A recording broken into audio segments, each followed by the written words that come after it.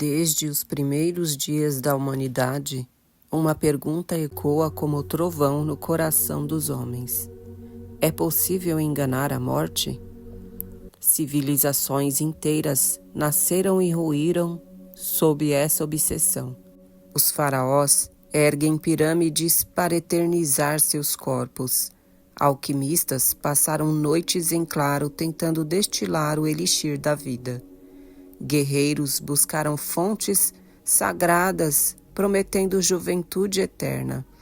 Mas, enquanto o povo comum aceita a finitude, os poderosos sempre se recusaram. Hoje, em laboratórios secretos e mansões isoladas, essa mesma busca continua, mas agora não apenas com símbolos e mitos, e sim com consciência genética e práticas que muitos consideram bizarras, até diabólicas. Eu te pergunto, se a morte é inevitável, por que as elites não aceitam? O que elas sabem que nós não sabemos? Na Idade Média, alquimistas buscavam a pedra filosofal. O povo acreditava que ela transformaria chumbo em ouro. Mas os iniciados sabiam. O verdadeiro ouro era a alma imortal, a consciência desperta. A pedra era símbolo da união entre matéria e espírito, do domínio da morte pela iluminação. Enquanto alguns buscavam ascender espiritualidade, outros, especialmente nobres e reis, só enxergavam o lado físico, prolongar a carne, estender os anos de poder. Foi assim que os mistérios se dividiram, a busca interior dos sábios contra a sede de eternidade carnal dos governantes. Esse conflito nunca terminou, ele apenas mudou de roupagem. E hoje, em vez de laboratórios de destilação e fornos alquímicos, temos biotecnologia, engenharia genética e experiências clandestinas financiadas por bilhões. No Egito Antigo, faraós eram preparados para viver para sempre. Seus corpos eram mumificados, não apenas por tradição, mas como garantia de que o espírito vital, o Ka, como o chamavam, jamais se perderia. O sangue era considerado portador da essência divina e acredita-se que rituais de ingestão de sangue eram praticados por sacerdotes em segredo. Essas ideias ecoaram pela história. Séculos depois, nobres europeus ainda acreditavam que beber o sangue dos jovens trazia vigor. Você percebe a linha que conecta tudo? O poder sempre buscou algo que o povo não podia alcançar. Ontem eram túmulos dourados, hoje são laboratórios escondidos. E talvez nas sombras desses corredores científicos ressoe o mesmo sussurro dos faraós: eu não morrerei. Avançamos para o presente. Hoje existem clínicas em países como Estados Unidos e China oferecendo um tratamento para milionários, transfusão de plasma de jovens. Oficialmente, é ciência experimental. Na prática, é uma corrida pela juventude roubada. Bilionários pagam fortunas para receber o sangue de adolescentes saudáveis. Pesquisas indicam que fatores presentes nesse plasma podem rejuvenescer tecidos e retardar doenças degenerativas. Mas pense comigo, quem são esses jovens? Onde são recrutados? E até onde as elites estão dispostas a ir para manter o coração batendo mais devagar, os músculos mais firmes e a pele sem rugas? É a vampirização moderna mascarada de ciência. Aqui entramos na parte mais obscura, o adenocromo, oficialmente um composto resultante da oxidação da adrenalina. Mas, nas sombras, descrito como um néctar proibido. Segundo teorias, ele seria obtido em rituais perversos extraídos de crianças em estado de terror, quando a adrenalina inunda o corpo. Consumidores acreditariam que essa substância regenera células, intensifica percepções e até abre portais da consciência. Um eco de antigos sacrifícios, em que o medo e a energia vital eram oferecidos aos deuses. Mito ou realidade, pouco importa. O simples fato de esse tema aparecer em documentos, rituais e sussurros do poder mostra algo. A elite não busca apenas prolongar a carne, mas busca manipular a essência vital. Nos contos antigos, vampiros eram monstros que se escondiam em castelos. Mas o arquétipo é claro, a nobreza sugando a energia do povo. Hoje, os vampiros não dormem em caixões. Eles viajam em jatos particulares, assinam contratos bilionários e financiam pesquisas médicas secretas. Enquanto você luta para pagar contas, eles lutam para nunca morrer. Enquanto você envelhece naturalmente, eles injetam sangue jovem. E se esse mito do vampiro sempre foi apenas um disfarce para algo real? Uma metáfora para práticas que já aconteciam há séculos e hoje só modernizaram. Culturas antigas acreditavam que o medo liberava uma força poderosa. Sacrifícios humanos não eram apenas crueldade, mas rituais para extrair energia vital do pânico da vítima. Civilizações astecas, cananeias e até cultos medievais compartilhavam essa crença. Hoje, vemos ecos disso em teorias sobre o adenocromo. O medo não seria apenas uma emoção, mas uma moeda energética, buscada por aqueles que não querem morrer. O medo alimenta entidades, o medo prolonga corpos, o medo se torna mercadoria, e quem controla o medo, controla a vida e a morte. Mas nem tudo é sangue. Hoje, as elites também investem em transhumanismo, a fusão entre homem e máquina, implantes, chips, órgãos artificiais, inteligência artificial integrada ao cérebro. A promessa é clara: substituir o que envelhece por peças novas, transformar o corpo em máquina atualizável. Bilionários do Vale do Silício financiam projetos para baixar a mente em computadores. O sonho, escapar da carne, carregar a consciência em servidores. Mas será que isso é imortalidade? Ou apenas aprisionar a alma em um simulacro eterno? Imagine sua consciência carregada em um servidor, suas memórias, emoções, pensamentos, tudo transformado em código. Essa é a promessa das empresas que trabalham com mind uploading. Bilionários investem fortunas em projetos que pretendem mapear cada neurônio, recriar o cérebro em máquinas e oferecer uma vida eterna dentro de realidades digitais. Mas pense, isso ainda seria você ou apenas uma cópia, um eco artificial de sua essência? Os faraós construíam pirâmides para preservar os corpos. Hoje, os tecnocratas constroem data centers como pirâmides modernas, templos digitais da eternidade.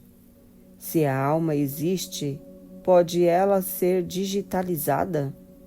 Ou estariam apenas aprisionando consciências em um ciclo interminável de simulação?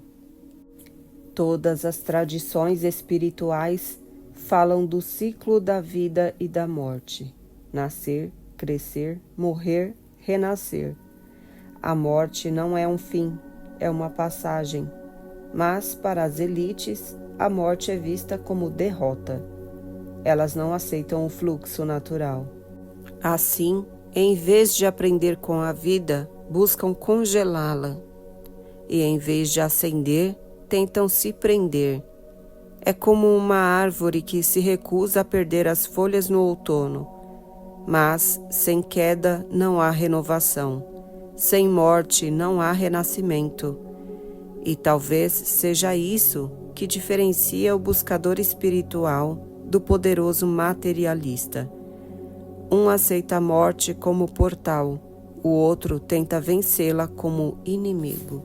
Você sabia que existe uma indústria multibilionária em torno da longevidade? Empresas especializadas em suplementos caríssimos, terapias genéticas e até criopreservação oferecem seus serviços para clientes exclusivos.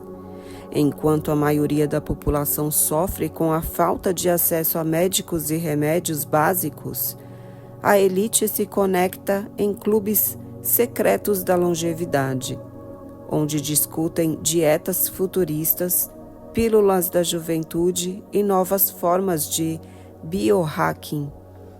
E não pense que isso é ficção. Essa corrida pela eternidade já é o grande negócio do século. A morte virou mercado, a juventude virou moeda.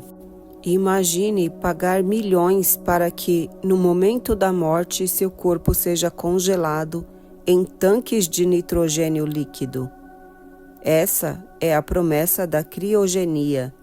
Acredita-se que em um futuro distante a ciência poderia reanimar esses corpos e curar suas doenças.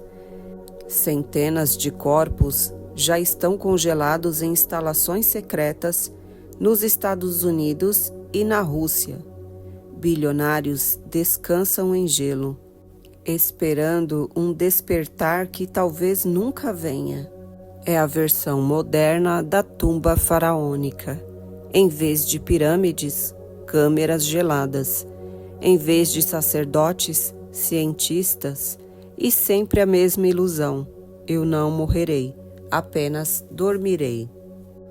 Por trás de todo esse esforço, existe algo simples: o medo. O medo daquilo que não se pode controlar. O medo do vazio, do desconhecido. O medo de perder poder, riqueza e influência. O homem comum teme a morte, mas aceita que faz parte da vida. Já as elites cercadas de privilégios recusam-se a aceitar qualquer limite. A morte é o único limite que não conseguem comprar, e por isso investem tanto em vencê-la. Mas e você, já parou para pensar no que realmente teme? A morte em si? Ou a possibilidade de não ter vivido de verdade? Se essas práticas funcionam ou não, pouco importa. O fato é que custam caro. Sangue jovem, tecnologias de ponta, rituais obscuros. Quem pode pagar? Apenas os muito ricos. A imortalidade se torna, assim, um privilégio de classe. Enquanto uns morrem cedo por falta de água potável, outros pagam fortunas para adiar o inevitável. É como se o tempo se tornasse propriedade privada, o relógio da vida, vendido em parcelas de luxo. Mas será que prolongar a vida sem propósito não seria apenas prolongar o vazio? A busca pela juventude não é nova. Lendas da fonte da juventude atravessaram séculos. Exploradores espanhóis acreditavam que ela estava escondida em florestas da América.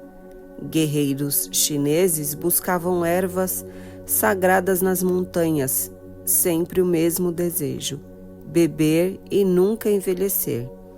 Mas a juventude eterna sempre foi mito. E talvez o mito exista justamente para ensinar que a eternidade não está na carne, mas na memória, na alma, naquilo que deixamos no mundo. A elite, no entanto, insiste em transformar mito em mercadoria, e nesse processo perde o que o mito queria revelar. Não se trata apenas de ciência. Muitos relatos apontam que elites participam de rituais secretos, onde sangue, símbolos antigos e invocações se misturam. Da Babilônia às sociedades secretas modernas, a conexão entre poder e magia sempre esteve presente. Sacrifícios, pactos, invocações. A morte não é negada, mas transformada em moeda espiritual. E você pode achar exagero, mas lembre-se, o poder sempre usou símbolos, ritos e mistérios para se perpetuar. Não seria diferente agora, apenas mais sofisticado, mais escondido e mais sombrio. O paradoxo é claro. Ao tentar vencer a morte física, as elites se tornam prisioneiras da matéria. Quanto mais prolongam a carne, mais se afastam do espírito. Quanto mais buscam a eternidade biológica, mais perdem a chance de transcendência. É como um pássaro que recusa voar, tentando prender-se à gaiola para nunca arriscar o céu. E assim, ao invés de libertarem-se pela morte consciente, tornam-se escravos de um corpo cada vez mais artificial. Enquanto bilionários gastam fortunas para prolongar a carne, monges em cavernas e místicos em silêncio encontram a verdadeira imortalidade dentro de si, através da meditação, da elevação da consciência, do contato com o divino. Eles compreendem que a morte é apenas passagem, não fim, que a verdadeira eternidade não está no corpo, mas no espírito desperto. Mas esse caminho exige humildade, exige soltar, desapegar, transcender. E é exatamente isso que os poderosos não conseguem fazer. O desejo de vencer a morte é, no fundo, o desejo de controlar o incontrolável. É a mesma arrogância da Torre de Babel, homens querendo ser deuses. Mas o universo tem suas leis. Toda vez que alguém tenta quebrá-las, paga um preço. Impérios caíram, reinos ruíram, e líderes que buscavam a eternidade acabaram em ruínas. Será que o mesmo destino aguarda os que brincam de manipular a vida e a morte? Talvez você já tenha percebido. Essa busca pela imortalidade não custa apenas caro para eles, mas para todos nós. Rituais obscuros, exploração de jovens, extração de recursos, manipulação do medo. O povo paga o preço para que poucos tentem viver para sempre. É o sacrifício coletivo, onde a energia de muitos sustenta a ilusão de eternidade de poucos. Somos o rebanho, eles são os pastores que se recusam a morrer. O vampirismo não é apenas literal, mas simbólico. Elites sugam a energia do povo através de impostos, crises fabricadas, manipulação midiática. A cada medo coletivo, eles se fortalecem. A cada pânico social, prolongam sua influência. O medo, o sangue, a juventude, tudo se torna combustível para sua ilusão de imortalidade. E talvez o verdadeiro vampirismo não esteja em rituais secretos, mas na forma como a sociedade inteira é estruturada. Se a elite busca vencer a morte, o que isso significa para nós? Estamos diante de uma humanidade dividida, os que aceitam o ciclo natural e os que tentam escapar dele a qualquer custo. Mas há algo que eles não percebem. A morte inevitável é também a maior mestra. É ela que dá sentido à vida. Sem morte não haveria urgência, não haveria transformação, não haveria evolução. As tradições espirituais ensinam: a verdadeira imortalidade não está no corpo, mas naquilo que permanece após a morte. No legado, nas obras, nas memórias, na consciência que desperta e transcende. Essa é a diferença. A elite busca eternizar a carne, mas o buscador espiritual eterniza o espírito. E você, de que lado está? Da ilusão material ou da eternidade interior? Talvez seja a hora de questionar, de não aceitar a narrativa que vendem, de perceber que a verdadeira força está no autoconhecimento, na expansão da consciência, na coragem de enfrentar a morte como aliada e não como inimiga. Seja curioso, busque, estude, desperte. Se esse conteúdo abriu seus olhos, inscreva-se no canal, ative as notificações e compartilhe este vídeo, porque o conhecimento liberta e juntos podemos quebrar o ciclo de manipulação. As elites sempre buscaram vencer a morte, desde faraós em pirâmides até bilionários em laboratórios. A obsessão é a mesma. Mas a verdade é simples. Eles podem adiar, podem manipular, podem fingir, mas não podem escapar. A morte chega para todos. A diferença é que para alguns ela é fim e para outros é portal.